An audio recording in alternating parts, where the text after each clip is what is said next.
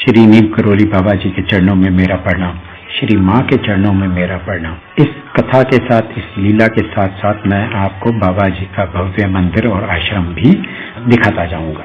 तो कथा शुरू करते हैं, ये लीला शुरू करते हैं। ये बात है जनवरी 1966 की। तो कुंभ मेला जो प्रयाग में, इलाहाबाद में चल रहा था, तो महाराज जी ने अपना वहाँ पे कैंप लगा दिया था जुस्सी की तरफ, ताकि जो भक्त हैं वो वहाँ पे रह सकें और भंडारा हर रोज हो सके। तो बाबा पूरे दिन तो मेले में रहते थे और उसके बाद शाम के टाइम, रात के टाइम चर्च लेन आ जाते थे, जहाँ वहाँ पे और जो भक्त होते थे उनको वो दर्शन देते थे। तो एक दिन कुछ गवर्नमेंट ऑफिशियल्स, कुछ और इम्पोर्टेंट लोग कार में चर्च लेन आए और वो बाबा जी की वेट करते रहे 8:30 बजे तक। फिर वो थोड़ा सा ना उदास से हो गए, डिसअपॉइंटेड हो गए। उनको लगा कि उनको वापस जाना चाहिए। तो कुछ ऑफिसर ने मेरे को पूछा कि भाई कितना टाइम लगेगा। तो मैंने उनको कहा, देखो बाबा जी का तो कोई फिक्स टाइम नहीं है, पर मैंने उनको बोला तुम आधे घंटे और ठहर जाओ। तो उन्होंने बोला ठीक है, हम 9 बजे तक ठहरते हैं। तो इसी बीच में मैंने उनसे ये पूछा कि आपने बाबा जी के दर्शन पहली बार कब किए? तो उन्होंने मुझे बताया कि बाबा जी के दर्शन उन्होंने एक सिविल सर्जन जो झांसी में रहते थे और वो बाबा जी के बहुत बड़े भक्त थे, उनके यहाँ पे मैंने किया। तो उन्होंने मुझे वो अनुभव बताया जो सिविल सर्जन ने उनको बताया था। यानी सेकेंड वर्ल्ड वॉर में बाबा जी सिविल सर्जन के घर में एक दिन आए। सिविल सर्जन जी बहुत खुश हो गए। उन्होंने बाबा जी को पूरी आदर खाते की और रात को उन्होंने उनके बिस्तर तख्त पे लगाया और उन्होंने सोचा कि मैं खुद बाबा जी के ना नीचे, मतलब ग्राउंड में, जमीन में सो जाऊंगा, ताकि अगर बाबा जी को रात को किसी चीज की जरूरत पड़े तो मैं उनके लिए तैयार रहूं, उनकी सेवा के लिए तैयार हूँ। दोनों रात को 11 बजे सो गए और 1 बजे सर्जन साहब ने देखा कि कुछ लोग कुछ ना रेस्टलेसनेस और ना इधर उधर करवट बदलने का और ऐसा अनुभव कर रहे हैं। तो सर्जन उठे, उन्होंने लाइट जलाई तो उन्होंने कहा ये तो बाबा जी थे। उन्होंने बाबा जी को बोला कि बाबा जी आप ऐसे क्यों रेस्टलेस हो गए हो? उन्होंने बोला कि ये कंबल लो, इसको पानी में जाके फेंको। सर्जन ने कहा बाबा जी ठीक है, हम सवेरे तक कर देंगे, सवेरे फेंक देंगे। तो बाबा जी ने कहा नहीं नहीं, अब भी जाओ, अब भी जाओ। बहुत रात थी और ऐसी कोई रोड नहीं थी कि जो लेक तक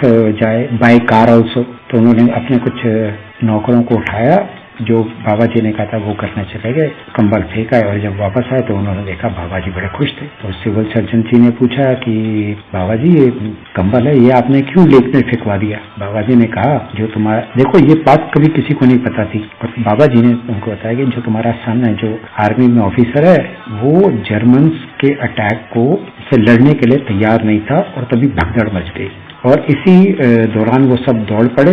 जर्मन जो सैनिक थे उन्होंने उसको फॉलो किया और वो मतलब एक पुलिया से ऊपर से नीचे गिर गया, जहाँ पे झाड़ी झुड़ियां होती हैं। जो जर्मन के सोल्जर थे उन्होंने झाड़ियों पे गोलियां चलाई ऊपर से और सोचा कि ये तो अब मर चुका है और वो चले गए। और वो सारी जो गोलियां थी वो मेरे कंबल में लग गई और उस गोलियों की जो गर्माहट थी ना, वो मुझे अनईजी कर रही थी। मैं बेचैन हो गया। से तुम वो कंबल ना तालाब में फेंक के आए हो, तब से मैं गर्माहट से, इस बेचैनी से मैं कंफर्टेबल हो गया हूँ, मुझे आराम मिल। कंबल नया था और सर्जन ने देखा जब वो फेंकने जा रहे थे तो उसमें मतलब कंबल में कोई छेद भी नहीं थे। सर्जन साहब ना कुछ थोड़े से वैसे हो गए, उनको ये हुआ कि चलो आखिरकार मेरा बेटा तो सेफ है, सुरक्षित।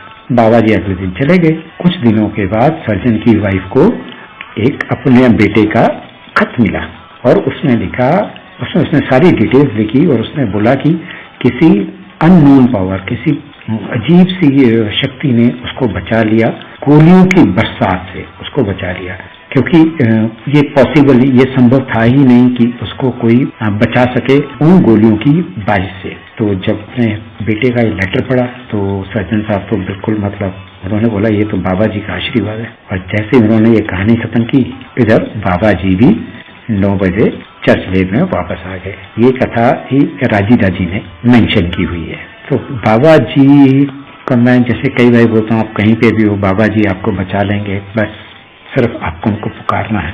बाबा जी के श्री चरणों में मेरा प्रणाम, श्री माँ के चरणों में मेरा प्रणाम, आप सबको मेरा प्रणाम। हाँ, बाबा जी की लीला भाव भक्ति के लिए बाबा जी को अपने जीवन में सब्सक्राइब करें और हो सके तो मेरे चैनल को भी सब्सक्राइब करें। जिसमें मैं बाबा जी की लीलाओं का वर्णन करता हूँ।